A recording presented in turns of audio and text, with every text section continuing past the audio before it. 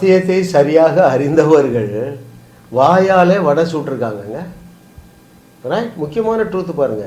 இந்த 4 நிமிட சத்தியம் உங்களை வாழ வைக்கும். இப்பொழுது என்ன சத்தியத்தை கற்றுக்கொள்ள போகிறோம்? வாயாலே வடை சுட்டு வியாதியை விலக்குவது எப்படி, வாயாலே வடை சுட்டு தரித்திரத்தை நீக்குவது எப்படி, ரைட், வாயாலே வடை சுட்டு கோடீஸ்வரன் ஆகுவது எப்படி. இயேசு கிறிஸ்து கோடீஸ்வரன் ஆயிட்டாருங்க. எப்படி?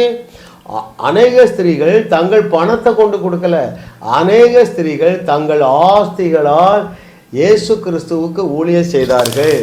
ஏனென்றால் அவர் போகிற இடத்திலெல்லாம் செத்தவங்களெல்லாம் எழுப்பி விட்டார், வியாதியஸ்தர்கள்லாம் சுகமாக்கினார்.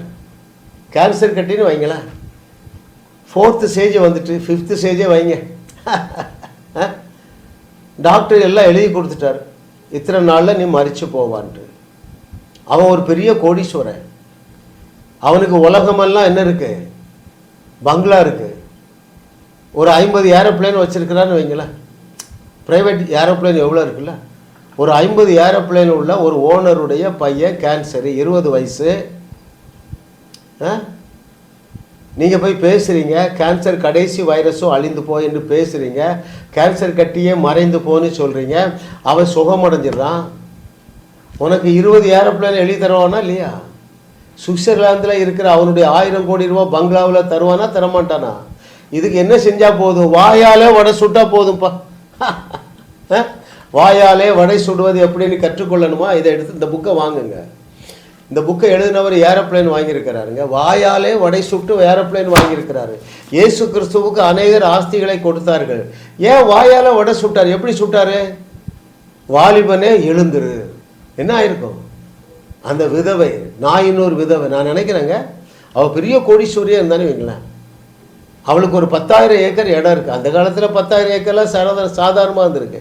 இன்றைக்கும் அமெரிக்க ஐக்கிய தேசத்தில் 5000 ஏக்கர் 10,000 ஏக்கர்னு இடம் வச்சுருக்காங்க. நம்ம நீலகிரி அந்த ஊட்டியில் சிலர் 1000 10,000 ஏக்கர் இடம் வச்சுருக்காங்க. நாயினூர் விதவைக்கு 10,000 ஏக்கர் இடம் இருந்தது. அவர் என்ன சொல்லியிருப்பா? அவளுக்கு ஒரே பையன்தான். ஐயா, அந்த 10,000 ஏக்கரில் ஒரு 5000 ஏக்கராவது இயேசு கொடுத்துருக்க மாட்டாளா?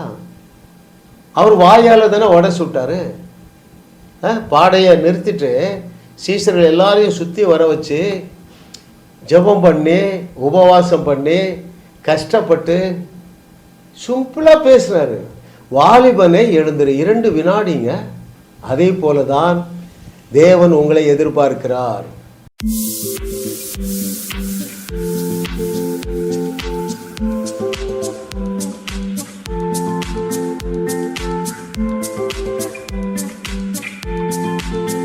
ஜாஸ் மினிஸ்ட்ரீஸ் யூடியூப் சேனலில் தொடர்ந்து செய்திகளை கேளுங்கள், சப்ஸ்கிரைப் செய்யுங்கள், வீடியோக்களை லைக் செய்து பலரோடும் பகிர்ந்து கொள்ளுங்கள்.